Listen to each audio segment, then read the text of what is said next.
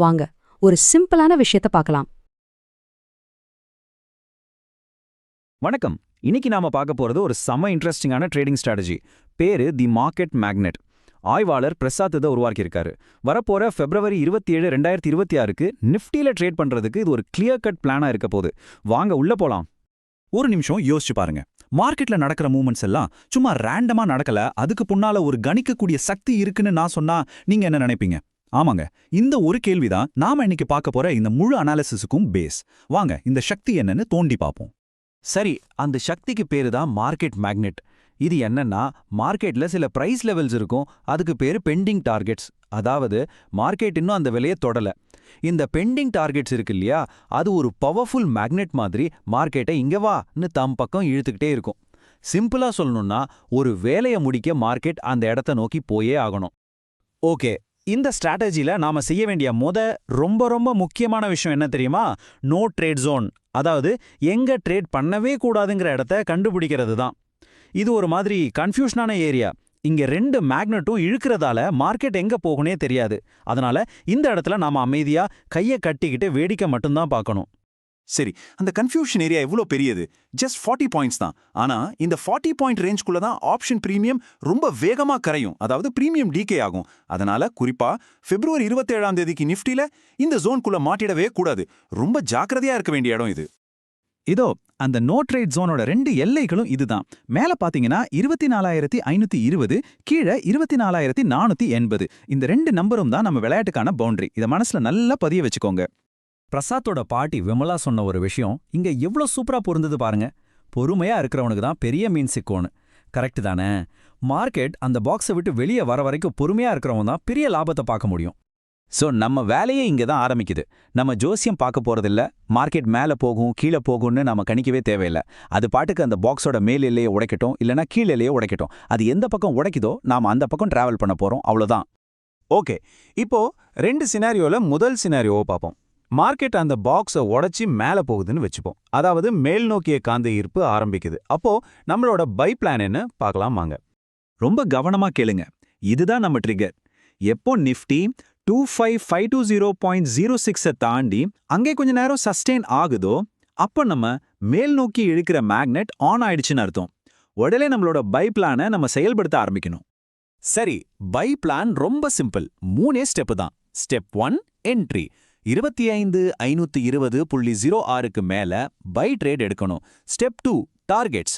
நாம ஏற்கனவே முடிவு பண்ணி வச்சிருக்கிற லாப இலக்குகளை குறிவைக்கணும்.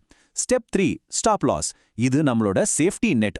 ஒருவேளை மார்க்கெட் கீழே திரும்பி 25,480.14 தொட்டா உடனே ட்ரேடை விட்டு வெளியே வந்துடணும், நஷ்டத்தை கம்மியாக்கிக்கணும். அப்போ அந்த மேல் நோக்கிய மேக்னெட் எங்கெல்லாம் மார்க்கெட்டை இழுக்கும்? இதோ டார்கெட்ஸ். டார்கெட் 1 25,547.23. அதுக்கடுத்து டார்கெட் 2 25,587.2. அப்புறம் டார்கெட் 3 25,627.19. கடைசியா ஃபைனல் டார்கெட் 25,667.22. இது ஒரு மேஜர் பெண்டிங் டார்கெட். ஸோ இங்கே வரைக்கும் போறதுக்கான வாய்ப்புகள் ரொம்ப அதிகம். ஓகே, ஒரு பக்கம் பார்த்தாச்சு. இப்போ காயினோட அடுத்த பக்கம். ஒருவேளை மார்க்கெட் மேலே போகாம கீழ் எல்லையை உடைச்சி கீழே வருதுன்னு வச்சுப்போம். அதாவது கீழ் நோக்கிய காந்த ஈர்ப்பு ஆரம்பிக்குது. அப்போ நம்மளோட செல் பிளான் என்ன பார்க்கலாம்.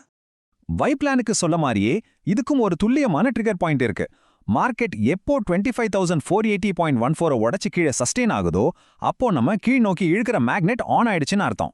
இப்போ நம்ம செல் பிளானை ஆக்டிவேட் பண்ண வேண்டிய நேரம். இதுவும் அதே 3 ஸ்டெப் பிளான் தான், ஆனா அப்படியே உல்டாவா. Step 1, entry.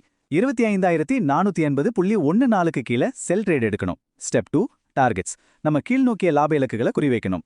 Step 3, stop loss. இதுவும் நம்ம சேஃப்டி நெட் தான். மார்க்கெட் மேல திரும்பி 25,520.06 தொட்டா ட்ரேடை க்ளோஸ் பண்ணிடணும்.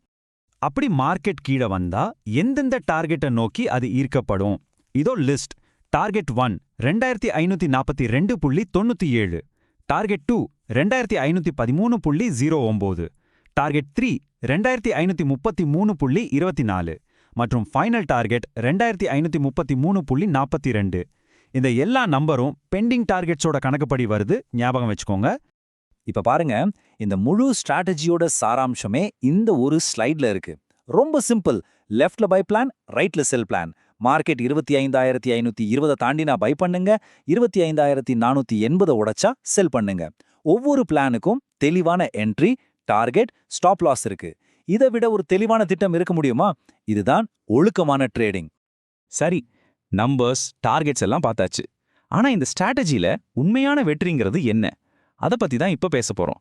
இது வெறும் நம்பர்ஸை விட ரொம்ப முக்கியமானது. நல்லா புரிஞ்சுக்கோங்க. ட்ரேடிங்ல ஜெயிக்கிறதுனா மார்க்கெட் எங்க போகும்னு சரியா கணிக்கிறதே இல்லவே இல்ல. உண்மையான வெற்றிங்கிறது மார்க்கெட் மேல போனாலும் சரி கீழே போனாலும் சரி நமக்கு என்ன செய்யணும்னு ஒரு தெளிவான திட்டம் இருக்கணும். அந்த திட்டத்தை எந்த ஒரு உணர்ச்சிக்கும் இடம் கொடுக்காம ஒரு மெஷின் மாதிரி செயல்படுத்தணும்ல தான் இருக்கு. ஸோ பிளான் இப்போ உங்க கையில. மேல ஒரு மேக்னெட், கீழே ஒரு மேக்னெட், ரெண்டுமே மார்க்கெட்டை இழுக்க ரெடியா இருக்கு. கேள்வி இதுதான், நாளைக்கு மார்க்கெட் எந்த மேக்னெட்டோட ஈர்ப்பு சக்திக்கு கட்டுப்பட போகுது? பொறுத்திருந்து பார்ப்போம்.